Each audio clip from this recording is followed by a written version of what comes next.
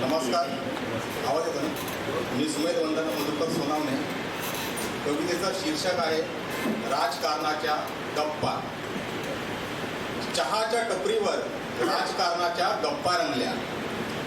एक गोट चहा आणि सिगारेटच्या झुरक्यात आयुष्याच्या वाटा बांधल्या. साहेब काय भारी बोलतात रे. निवडणूक आली की निवडक यवनांना चांगलेच बोलतात रे. मी तर आदेशाची वाटच बघतोय. हल्ली तर तयारीतच फिरतोय. साहेब किती करतात आपल्या धर्मासाठी. साहेब बोलले झोडायचं तर झोडायचं, साहेब बोलले पाडायचं तर पाडायचं.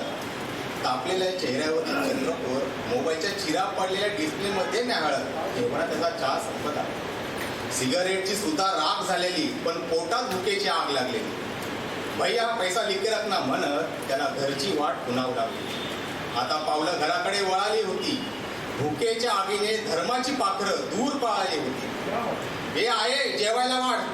आई बापाचं आयुष्य आणि स्वतःचं उज्ज्वल भविष्य मनसोक्त हादडून झाल्यावर तो शांत झाला. आता झोप त्याला सतावत होती.